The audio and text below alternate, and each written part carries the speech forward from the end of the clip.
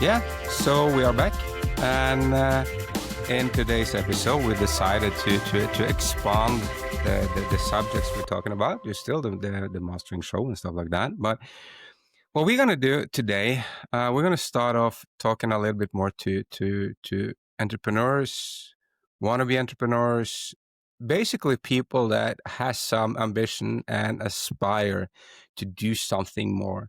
And what we're going to do, we're going to talk about trends, real-time trends, what's happening right now today. We're going to talk about, still going to keep going with the good business cases, the people, but we're also going to include some businesses that we admire, that we see they've done something special. And we're going to start maybe bringing in some questions from listeners, because I already have a few. We're going to build a little bank there before we start using them. And maybe we'll include some experts if we see that's needed. You know, if we need someone to talk about negotiation or how to read people and we don't feel qualified, we might bring someone in. So, Sonny, good seeing you again. How are you? I'm good. And yourself? No, things are good. I set up a new coaching program, which is nice. Nice. And I'm doing some seminars now at the same Excellent. time. So yeah, it's all kind of fits into the same mold. We're doing the same things. What I want to bring up today is that I've been looking around, and all over TikTok, Instagram, and everywhere, there is this trend called the 996 trend. Now, just for short, to make sure that everyone is on board, 996 refers to working 9 to 9, 6 days a week. Yeah. What's your take on that, Sonny? Is that a prerequisite to be rich and successful, or is it? Yeah. It sounds very tiring. Let me just say that at the outset. 996. So it's 9 to 9. So you're talking at 12 hours a day, 6 days a week, effectively, right? So you take one day off. Yeah, that sounds like a lot of work. And I think all these pundits, all these successful people have been out there and done their special things in the world. They'll tell you, you've got to hustle. You've got to do it. You've got to give it everything you've got. Yeah, I think you do have to hustle to an extent. It's just that word hustle, I think it gets used a little bit too much in this whole world. It kind of screams hustle to me, 996. So I have some concerns about it. I think, how do we approach this in a little bit more of a smarter manner, as opposed to just going in there like a Mack truck and just going all the way through, smashing through every possible barrier, shaking off every resistance that comes off, and just going through it? Because let's be honest, it gets hard. Shit gets really hard, and it involves a lot of muscles, a lot of understanding, self-awareness of yourself, going to the left as opposed to going to the right, decision making. So there's a lot to it. So when people talk about 996, it does scare the living bejesus out of me. I think there is a better way to approach an aspirational goal of getting into business. I'd say off the bat, we've been exploring a couple of things before in this show on the necessity of, actually having passion, talent, all these things that we uncover from these really successful people. And yet this kind of reminds me, this is a little flashback for me back to the 80s. Good old 80s. Because the 80s had this all over the place. If you wanted to be a successful lawyer, if you ever saw Wall Street or read all the Michael Crichton books and stuff like that, it was always about the Southern lawyers, and they were expected to work 80 hours a week.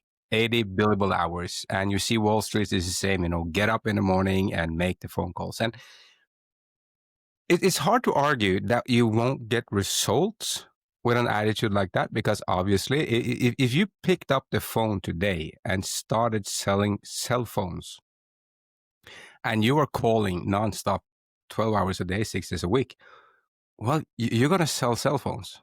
There's no doubt about it. But is it the most effective way to get there? On that, I'm not sold on the idea. Yeah, I would agree with that. I think I think there's this quote, and I'm going to butcher it if I try and remember verbatim. But if you want to chop down a tree, it's not just a matter of getting an axe and chopping it. One of the first things you need to do is sharpen your axe. So Yeah. refine your axe, make it sharper. So every incision that you make cuts through. So you're going to get more cut through. And if that translates through the business world, if you do your homework first, really understand the market, as you're saying, understand yourself, understand your customer, what the pain points really are. This pre-work, which would have been done in advance, will serve you significantly later on. It'll cut down time that you would have spent just banging your head against the wall. So I guess it's about being really prepared before you actually get into the arena. Now the disciples of this theory, they will obviously argue, but if you do all those things and you then go to work 996, it's going to be a massive fucking result. But here's the thing. I used to work as a personal trainer in college. So when I did my degrees, I was helping people working out. Now, and do you know, just to clarify, do you know how many marathons a marathon runner runs each year? I'm going to guess, this is a pure guess. Uh-huh. I'd say 20. It's a Yeah, random it's guess. somewhere between 2 and 5. Okay, all right. It's a lot less than that. Yeah. 2 to 5. And this is obviously if you're a professional. And I'm going to use that as a relevant example because obviously if you're going to work 996, it's to become a professional. Yeah. So it is wrong. The thing is that what you're going to learn is that if you want to be successful in sports in general, there's 3 factors you're going to have to be really good at. You're going to be really good at the training in itself, obviously.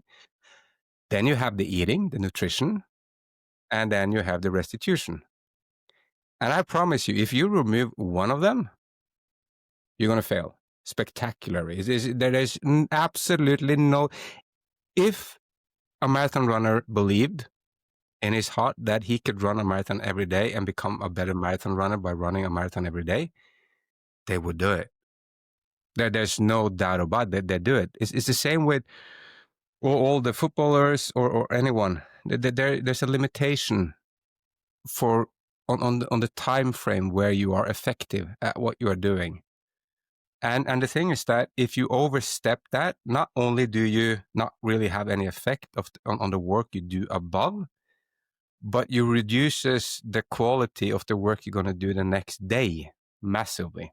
So yeah, if you work 996, the first 6 hours in the first day, they're going to be beautiful. Yeah. Then the next 3 hours, they're going to be less beautiful. And the next day will be even less beautiful. And then you'll just, pull it down. And then you're going to have the Sunday off and rest. And you're going to have 6 magical hours. The thing about all these theories is you need to find a sweet spot. You need to figure out how effective can I be for how many hours, and then you can work in your condition or stamina on top of that. But how does one actually figure out? Because everyone's kind of different, right? Everyone has their own thresholds and their own, I guess, concentration points and parameters around when they're active and when their mind is not active. How does one figure out, okay, I've gone past the point of it being a useful investment of time? To be quite honest, I think you feel it. Like it's like your body is quite amazing, amazing tool. It tells you when it's hungry. It tells you when it's tired and thirsty. It will also tell you when it's done. And it's okay. You should listen because when it tells you you're done, it needs to eat. It needs to restitute. It needs to, bring back the energy. And also, but obviously, as with anything, you can develop stamina. You can learn tips and tricks. How do you do it? How do you? And then this is why you read the books on how to become more efficient. Yeah. I think that's a smarter play. Be more efficient with your time. And we're going to talk a lot about stuff like this because we're going to talk a lot about decision making in the future. And the decisions you make, I'm sorry, you go. Oh, no. You're right. Decision making is massive. I think making good quality decisions. I think I have a 20-year-old boy, and whenever he goes out, one of the things I often say to him is make good decisions. Just because you're in a very uncertain world where you've got very uncertain people who you have no idea what's going on, but you want to make good decisions based upon good fundamentals. And I think we are, as people, we're really not taught to make good decisions. Do we make with our head, our gut, or our heart? Or, I think it's a combination of all three. But ultimately, I think decision making, if it's not a hell yeah, then it's a no. I have come to that. I guess that's how I think I roll with decision making. If it's not a hell yeah, it's probably a no for now. I think that's a good way to say it. There were done some research on this a couple of years ago. I don't have the quotation in my head right now, but what they found out is that you do know you have two brains, right? You have one brain up here that everyone knows about, and then you have the one in the gut. Yeah, gut feeling. It is actually a thing, and it's what it has shown is that based on your previous experience and what you do and your competence and who you are, from the standpoint what is right for me, my gut will be 80% right every time. 8 out of 10 times it will literally tell me from the start what is right for me, and listen to it. And here's the thing: if you start using that in a smart way, you can start, play. Just make sure your experiences comes from good choices, good decisions, and then your gut feeling will literally be something that's gonna be a really good tool. But be efficient in what you do. There's obviously you can. If I'm in Oslo. If I want to go to Rome, I can walk, I can bicycle, I can drive a car, I can take a train, or I can take a plane. Now, obviously, what requires the least energy from me is to fly. So if that's an option, yeah, I should probably fly. I'd lose a lot of the scenery, but I have more time there to do what I'm actually going to want to do. And you want to bring that into your professional career as well. To hustle, just to hustle, no one's going to be impressed that I'm walking to Rome. I'm 2 weeks late for the meeting. I'm not going to get the contract. Who the fuck cares what kind of hustle I made because I walk? Yeah. So what? Yeah. So what? Yeah. So 996, obviously, if you do have the stamina for it, it's probably a good thing. It's a little 80s. It's a little back to the 80s, back to the future. Bit of Gordon Gekko, hustle, money never sleeps, pal, that sort of thing. Yeah. And yeah, because a lot of people talk about this hustle. It just kind of reeks of hustle to me. 996. I also have the same as you. I have a really negative feeling toward the word hustle. If you say hustle to me, and I read that in an investor presentation or something, I'm not going to buy it. I'm sorry. That's not for me. What's behind that? I'm curious. What do you kind of feel that's behind that? I saw a movie when I was a kid with Robert Redford and what was the other Paul Newman. Yep. It was called The Sting. The Sting was basically about doing a hustle. They were hustling a guy. To me, the word hustle is kind of, just really close to what was the English word for a con, basically. A con, yeah. It reminds me of con. Yep, a con. So it's okay. So when you say, okay, I'm gonna hustle and hustle. Okay, so you're gonna con people. Yeah. I'd appreciate you didn't. That would be nice. And it's the opposite reason why we get into business. We don't get into business to con people. Yes, we want to make money, as much money as we possibly can, and I get that, absolutely. But where there is this inherent transfer in value, I do a service for you, then you remunerate me. If it's a one-sided affair whereby I'm going to rip you off blind, then that's not cool. You are not going to succeed. You are going to get found out. You may as well just pull up stumps and stop it straight away, because it's not going to work long term. I'm going to bring this into something we're going to talk more about later, but the customer retention, lifetime valuation, all these things, the financial sides of these things. customer retention is, it basically tells us that the research behind customer retention tells us that a customer that comes back buys a 30% on average, 30% bigger service. They will buy extra things as well. They have a 10% acquisition cost compared to a new client. So what you want to do, you want to take care of your clients, and to hustle them, I'm sorry, that's not taking care of your clients. So what you're going to do is you're going to kill off your own customer base. Obviously, you're going to keep bringing in new clients, but still, you will make a hell of a lot more on your old ones. This is one of the reasons Apple is worth so much, because all the clients keep coming back. It's not because they buy the iPhone once, you buy it 10 times. You're going to stay there for life. Yeah. So there's a lot of things that comes into the 996 thing that needs exploring, the way I see it. At least to help people be good at something first, and have an idea that you want to do your service for the greater good. And you buying a Ferrari is never the greater good. I'm sorry. It's good for It is a Ferrari. bonus. It's good for Yeah, Ferrari. it's good for Ferrari, it's good for you, Yeah. but it's never good. It's not for the greater good. And I'm saying that because there's two ways to make money, and one of them will always be found out. And I work with a lot of people that has a lot of money, and their biggest concern when they have people pitching them ideas or projects or anything is that, are we going to make money together, or do you want to make my money? See where I'm coming from? It's like they have this idea. So I want to work with this, and I go to a sponsor or to an investor and they try to pitch their idea. And it kind of turns out that what you want to do is that I have a lot of money and you want to make some of my money. And maybe we can make some money together in the end. So don't use words like hustle and stuff like that. Just don't. It flies in some spheres and environments, but in a lot of them, it's really not a word to use. Yeah, business is about partnership, right? I mean, I think the metaphor you referred to a few moments about me making money off you.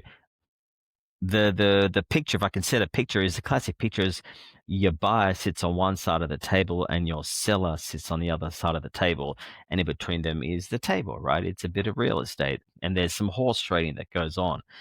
But ideally, the metaphoric picture I'd like to create is your buyer and your seller are sitting on the same side of the table. They're sitting next to each other and they're working together, right? Because they've got one goal, and that is take the buyer from where they are to where they wish to go. And the seller has to find out why, and of course, position them in the right possible way. But they will ultimately want to understand if the seller is the correct person that's going to take the buyer to where the buyer wants to go. Because if that is the seller is the wrong person, then that's cool. That is totally fine. It's time for you to bow out and let somebody else come in to take your spot, because that person might be the right person at the end of the day. So this is thinking long term. And if you let a prospective customer go, right, and you're all cool about it, you're honest, and you say, listen, we may not be a right fit, and that's totally cool. I know someone else who might be a good fit for you. Let me refer them to you. You'll do yourself an invaluable sense of good, because you built up trust, you built up respect, and goodwill between the two of you. You'll get some referral business backwards more than likely in the future.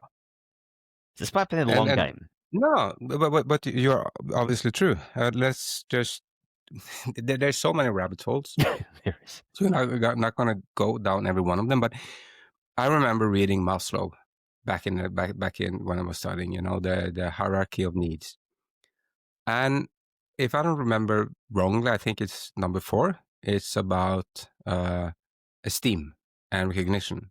And for any client you ever have, the best confirmation on their perfect choice in using you would be their friends or family or colleagues doing the same. So obviously, a happy client is your best ambassador by default. And obviously, there's a lot of stuff you can do and should do to make sure they stay on board and keep remembering you. But at the end of the day, anyone that's invested anything in you ever will be will want to sell your services onwards if you allow them to. Yeah. Like an advocate, right? Who's going to be an advertising piece, like an advocate. I lost your sound. Sorry. Can you hear me now? Okay.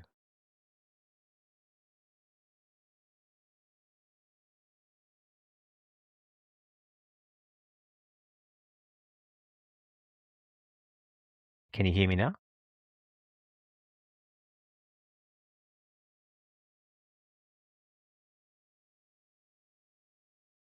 Arvid, I'd like to take a bit of time to introduce our next person of notable experience in the world or notable achievement. That's Jensen Huang. So for those of you who don't know who Jensen Huang was, or is, I should say, he is the one of the co-founders of Nvidia. So a huge microchip company based in the US. He very, very similar to our last guest, who was Lisa Su. He is a product of an immigrant family. He is from Taiwan, moved to the United States as a very, very young child, and did it tough. He was with his brother. They lived in a dormitory. Effectively, went to school by themselves, while their family was in, I think, Thailand at the time. And he effectively had just to grow himself up and work while he was studying. And he graduated early from university, like a couple of years early, and went into engineering, tech, and then, long story cut short, he's now, I think, the fifth most richest man in the world. And obviously a lot has taken place from from starting university to get to where he is today. But he's quite an achiever, this particular man. Arvid, I'm keen to kind of unpack from your perspective, what are your thoughts? What do you think is kind of behind Jensen and his psyche? I'm agreeing with you when you compare to Lisa, which we spoke about last time, because obviously there's the engineering background again. And we can say what we want, but at the end of the day, there's not a lot. There's thousands and thousands, but there's not a lot of engineers still that ends up managing the biggest companies.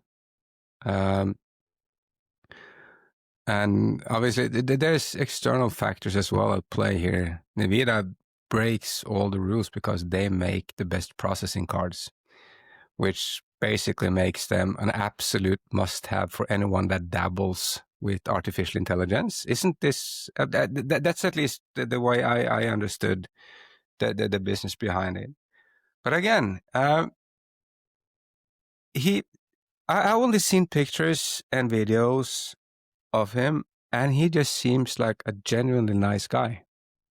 Have you seen it? I have. You can't really find a picture of him not smiling. Yeah. There's something anecdotally quite interesting I found out of him just by looking at him. He wears the same getup in almost every bit of media, whether it's he does a podcast or he does a presentation or he does something huge. He'll always wear, I think it's black pants and this black leather jacket. It's almost like his signature look. He's just, and to me, I think, okay, the couple of people did something similar to that. Barack Obama, former president of the United States, wore like two colors. I think gray and blue suits, white shirt and a blue tie. That was kind of his signature look. And the rationale behind that was, the less decisions I make, the better. Because what I do in my professional world involves me making a ton of decisions. But if I have to have one outfit and I've got, I don't know, 10 versions of it at home, I don't have to make that decision in the morning what to wear, what color tie to wear, what color shirt to wear, what suit to wear. So I thought that was very cool. Yeah. But do you think that can be part of his personal branding as well? You know, this is, you remember the old TV shows on how we perceived a professor, you know, with the bow tie. It was the classic look. Yeah. And you can see it, you know, kind of again and again. It is It's a signature statement. He's wearing a leather jacket. How many CEOs wears a leather jacket in their day-to-day business? Without the suit, without the Tom Ford suit to $7,000 or $10,000. Yeah. Steve Jobs turtleneck, black turtleneck, same sort of thing. The white sneakers and the way he walked. Yeah. And well, I think one of the people that talks a lot about this and that's really good at it is Professor Galloway. And his podcast, the Prof G podcast. And I think he still has a course on New York, to the university where he teaches. It's all about personal branding, and this is one of the things he talks about. But let's bring Jensen into the the assessment that we kind of try to do. If I say talent, effort, personality, interest, luck, timing, surroundings, motivation, right place at the right time, physical or mentality, or happiness or passion, which variables is the first one you can think of when you talk about Jensen? For this one, I'm going to say none of the above, but all of them are relevant. But the one that really jumps out at me, which maybe wasn't ever present in the previous guests, and that was pragmatism. He's very, very pragmatic. So I'll give you an example. Jensen he's a person who doesn't believe in having high expectations. I think he kind of associates high expectations with low resilience. So he has low expectations of people. So he doesn't expect much from people or outcomes. And it does two things. I think kind of surprises him, but it also makes him mentally ready to keep working harder and harder and harder. So he actually says to people, and it sounds very lousy and a little bit strange, but may I wish you ill luck or a little bit of a disaster to happen to you in life, because that is where you learn the art of resilience. So I think that is just one hell of a piece of pragmatic advice.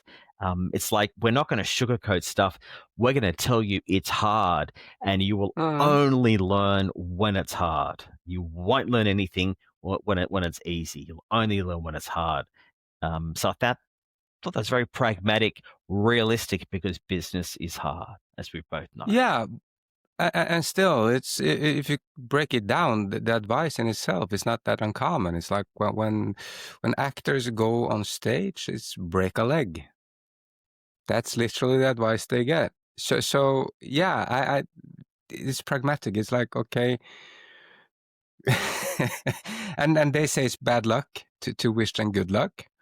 I like the way you bring in and the pragmatic. That he is a pragmatic. For me, it's several different things at the same time. Now, obviously, he is a great manager, and he has some of the capabilities that we saw in Lisa. He knows his stuff. He knows what he's doing from the engineering side of it. So there's the interest in what they're doing. And for me, the interest gives him a great opportunity to be good at understanding the market better than the competition, because it comes more natural for him. But at the same time, this is the first one I'd say that, the right place at the right time, because the things that Sam Altman and Elon Musk and all these other people and Google and Apple were working at the same, obviously he knew about it because he was already providing their processors. But still, he was there at the right time with the right technology to help these other companies, escalate their investment into artificial intelligence. And he's been part of that ride. Isn't that something that we should at least consider as part of the massive, well, he was obviously a success before, but the massive success that he's today is also about being at the right place at the right time. It's a really interesting point. I'd love to ask you a question, because it kind of implies a little bit of luck right place, right time. Yeah. Do you think he was destined to do this? Because what if his parents decided to go to the UK or Canada or something like that, and the dynamics weren't in place? Is that kind of destiny, or what do you think? I I'm not going to say destiny, but I always had this idea that the world's best footballer probably never touched a football. So if you go by talent alone and you know capabilities, I used to move around a lot when I was a kid, and what I saw was that people that I met one place and that had really difficulties growing up there, they would absolute excel in other places, and the other way around. People I met that were doing great at one place would really be at the lower end on the ladder in other places again. So obviously these things will play a major factor. I do believe luck is quite essential when it comes to success, at least to get at least to enter the right door at the right time. Um, is that we know in the professional world, in the working environment, we do know that in most countries between 60 and 70% of jobs are offered in informal networks. It's like Maya in accounting is pregnant. We're gonna need a stand-in for her for the next 12 months. Does anyone know anyone? Yeah, Yeah, I know someone. And these computers, they don't really work anymore. Do anyone have anyone they can recommend? Do they know anyone? yeah, We're gonna have to fix the bathroom. Do you know anyone? We kind of go by that by default. And if you're not nowhere near the people that people know, well, you're hardly going to get any recommendation. You hardly the odds for you being in the right place at the right time is quite yeah. difficult. And this is what I see in this guy that goes around in the leather jacket and he smiles. He looks like a genuinely nice guy. He's a guy. Yeah, I know someone. He's one of the guys you know. You see It's my point? Yeah, it's almost like insider trading, isn't it? It's almost like because yeah, you've got this inside knowledge, but then the more you can maybe network and make sure you're communicating with people who might know someone who might know someone who might need hmm, you, yeah, that's when you expand your awareness and your ability to influence other ecosystems. Going back to Jensen for a second, he's like he said something about that if he knew that Nvidia was going to be this hard, he never would have done it. Like, obviously he's seen his ups and his downs. I'm sure his fair share of downs. But I was thinking about that comment, and I think every entrepreneur will say, or most will say, that I'm not sure they totally believe it, right? Because deep down they really love what they do. And they take the highs. They also take the inherent lows because that's part of the deal. They might say it, but deep down they're in love with what they do, and that yeah. talks to what you're talking about before. You have this love and this passion, this tenacity, and this kindred spirit with what you do. It's absolute gold, and that is one of the necessary ingredients for you doing well in whatever endeavor it is. Mm. And I completely agree with you. I to be honest, I haven't really heard any major entrepreneur. You have a couple of entrepreneurs that has success in a really young age, and they usually will never say anything negative about being an entrepreneur. But there's a lot of people that succeed in the late 40s. Did you know the average age for a successful entrepreneur is 46?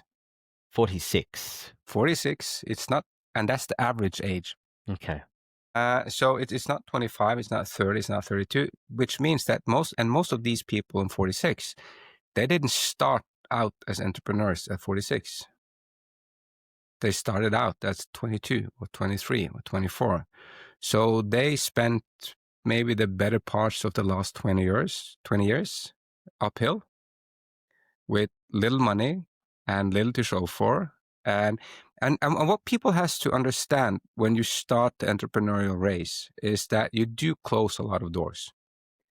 Because if you come out of college and you have a degree, and you start, work, doing your thing, hustling, making sure things happen. The other people that chooses to work for, I don't know, McKinsey or Deloitte or the other big businesses, well, they do develop a career, and they develop seniority and experience and everything they need to keep going in the corporate world. While you kind of close that door really fast, because if a business can hire someone with the same degree as you and 5 years of relevant experience and good results, or you, well, it's not going to be you. So what I found is that a lot of the entrepreneurs that I talk with, they are, if they known, and this is after they succeed, if they known what they had to sacrifice on the way, they wouldn't have done it. Yeah. They would have gone the corporate way instead. And that's like 9 of 100, 95 of 100 will say that, because you will probably sacrifice living in a house, vacations, partying, good meals, all these things for 20 years. And 20 years is a long time. Concerts, sports, it's just not there. It's just not a part of your life. And maybe family. That might be a thing at the same time. This was just a side rant, but what I get where he's coming from. And although, yeah, he's a massive success today. Did you see the picture of Jeff Bezos? Which one? And there's this famous picture when he starts Amazon and everything is going beautiful. Well, we kind of tend to forget he became really, really rich as a really grown man, arguably an old man. And how many billions do you think Jeff Bezos would give to be 30 years younger today? Yeah, I mean, all of them. Yeah, I mean, that's the eternal cup of youth, right? I mean, that's yeah, but the thing is that what he's talking about is the fact that to be a successful entrepreneur, you will sacrifice a lot. That's just by default. There's always, you have the Zuckerbergs that succeed at 20 and becomes multi-billionaires, but they are far and few between, or few and far between. You talk about sacrifice. I think you're right. There is going to be sacrifice, and you've just got to choose your own sacrifice, what you're willing to give up, whether it's you're not going to get married, you're not going to have children, or you're not going to live in a great house. You'd rather live in a small place, but concentrate all your time, effort, and resources on building your business. I guess you've got to choose your shit sandwich, right? What you choose to eat, and be comfortable with it, right? Be comfortable with the trade-off that you are effectively imposing upon yourself. Yeah.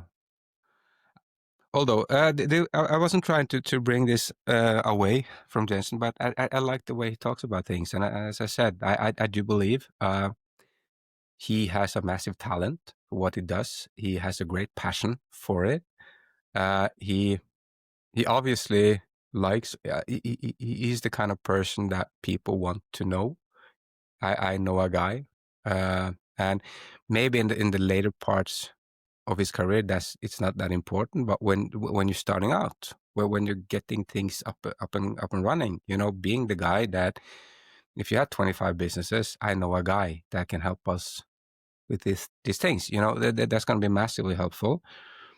And I also do believe that his personality has brought him into rooms where he's been able to be really successful at networking, and therefore been at the right place at the right time, because he is an integral part of anything that's happening right now in the artificial intelligence sphere. Well, there's literally nothing happening without them. And to your point, it talks about his raw talent for what he does. He's one of those outliers who's bloody good at what he does. So you kind of alluded to this before. Who are you going to go into business? You're going to go into business with the person who has the runs on the board, who has the potential, who knows what he's doing or what she's doing. And he's the one, very similar to Lisa Su from last week. if you wanted to go into bed and jump into bed business with someone, that is the person you'd want to go to. Yeah. Because they effectively will take out half their competition based on their sheer competence, which is magic. I also think that to me he seems like a guy kind of in the cross section between Lisa and Elon. Yeah, I can see that. Absolutely, absolutely. As you know, you have the personality, the attitude, the niceness, and the competence, and just the sheer. I know my shit. We're gonna go to the left.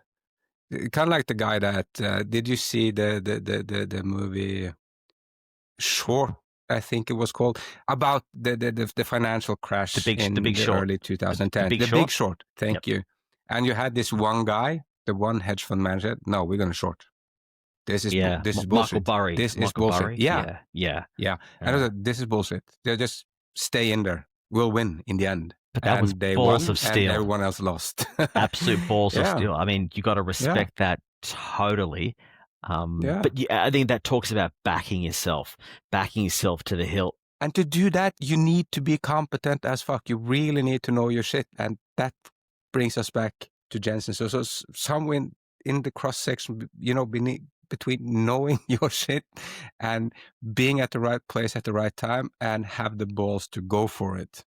What does that do to your leadership? I mean, having the balls to go for it and have the conviction to go where you think you need to go.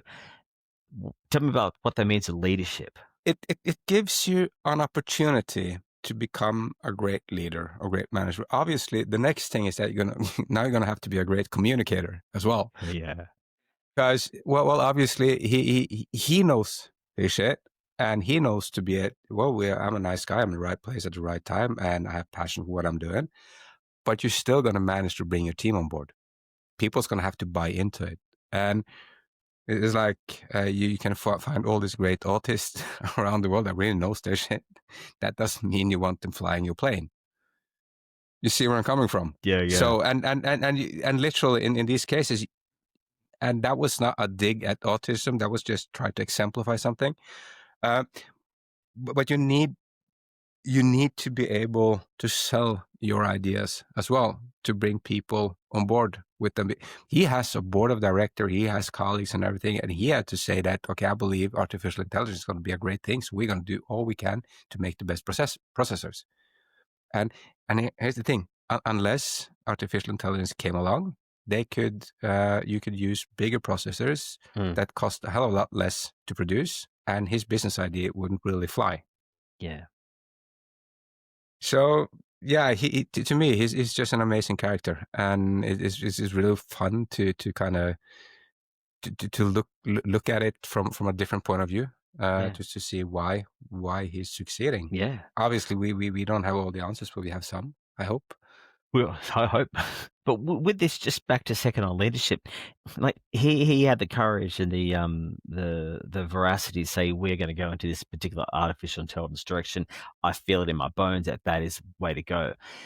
His team members, and you talk about bringing your staff on the journey. Jensen is probably prepared to lose money, lose his own shirt off his back because he loves his company and he wants it to work, and he's heavily invested.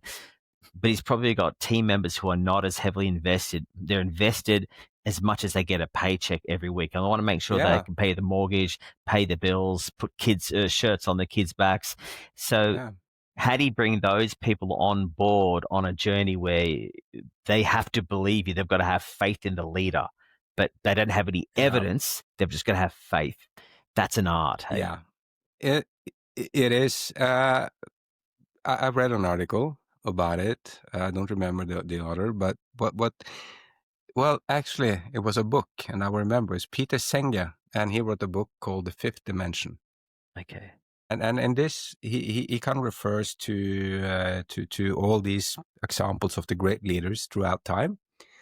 And what he says is that this is the short version, is that if you want your teammates to be on board with your project, you need to identify their inner motivation.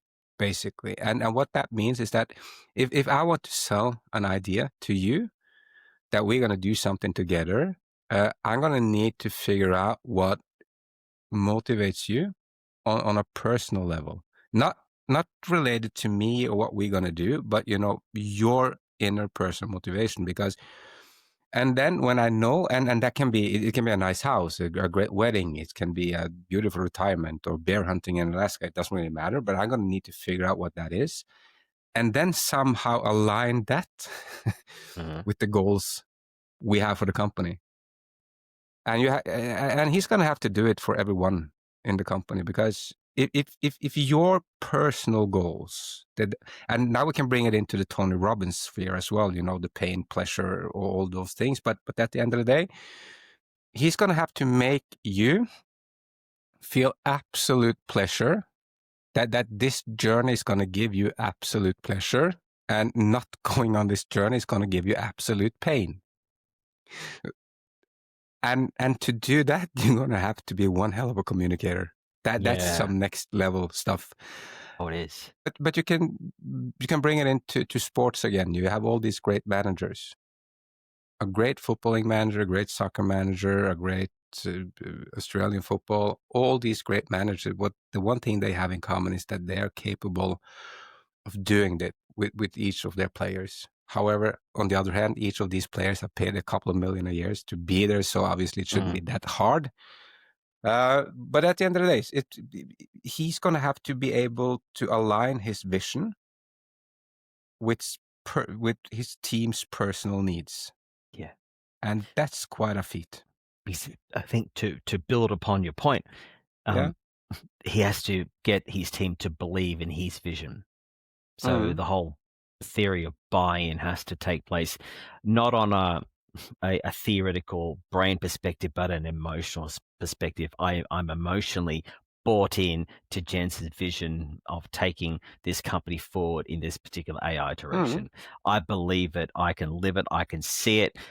Jensen has articulated what the vision looks like, so I can actually visualize what this looks like. I can see us already working that way. That it's already done in my head. Now we just need to do it physically. That's kind of how where would I you see. How would you go about doing that? If I was Jensen,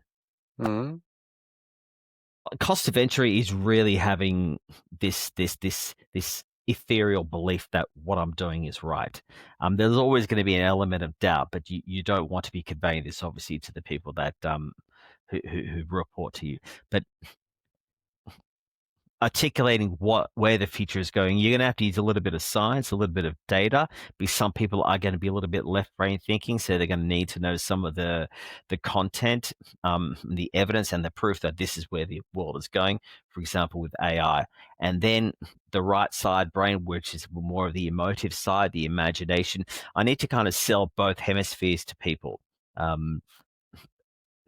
This is what our future looks like. This is what the world looks like. I paint a picture of what the living in the year 2030 would look like, and how that relates to, I don't know, microchips, and then work it back to where we are now, and try and kind of build that story, build that bridge between what utopia looks like, where the world is going, where we are right now, and how we are best positioned to serve humanity in 2030. And we are the people that's going to do it, because we've got the right people, we've got the right products, we have the right vision. So a lot of it's going to be for your voice, how you articulate yourself, how you narrate yourself, your body language, your nonverbal communication. It's everything. It's an art. You science. Do realize, given the root of this podcast, you threw out at least 15 different variables in the last statement we have to dig into. From nonverbal communication, the left, right brain, all this. I'm going to have to dig deep. We are approaching the 1 hour mark for today's show. We aren't. There's still 5 minutes left. But I think that this is a good time to call it off. We're going to introduce a few new segments as we move along. Me and Sonny spoke about it just before we came on. We're going to start taking some questions from listeners, because that's always interesting. And as we move along, we're also going to start bringing on some external. I'm not going to say experts. I hate the word expert. It's up there with hustling for me because everyone can be an expert. Expert in what? Yeah, okay. You know what I mean. The word is used too much. It's inflation. But we're going to bring in smart people that know stuff. A different perspective. A different perspective just makes you think differently. So I absolutely agree with that, 100%. Now, there's a couple of psychologists I want to talk to, organizational psychologists, to explain. I'm just going to have to ask you one thing. You know Manchester United Football Club? I do, yeah. Yeah. Manchester United Football Club are probably they've had a culture problem for some years. And there's been a lot of experts out there trying to explain why it is and how to solve it. And then a friend of mine, and he's not an expert, he's just a smart guy. And he said, Arvid, do you have a dog? Which I had to say, yeah, I have a dog. Yeah. Have you seen the people that have 15 dogs in a cage outside? And I said, yeah, I've seen those. And I said, okay, so if the leading dog in that cage with 15 dogs starts to bark every time it sees a stranger, and all the other dogs starts barking, how easy do you believe it is to remove the barking the next time a stranger comes along? I said, no, that's almost impossible. Well, that's cultural change. So cultural change is by default almost impossible. And this is dogs. You can use treats. You can literally use treats. You can give them goodies if they don't bark, and it's still going to be almost impossible. I'm sorry, that was a digression. So that's another thing we're going to have to. Any final words, Sonny, before I go into another rabbit hole? I think culture is huge. Just on if I could just throw one or two cents in on culture. Culture is massive, and I think the team forms the culture. It's never the leadership. I think the leadership would love a great culture. They want it to look like this, but really, you're right. The culture is created by the team. It's bottom up. So that'll be a great topic for another day. Absolutely. And on that note, Jensen is probably a great cultural builder. I'm going to assume that.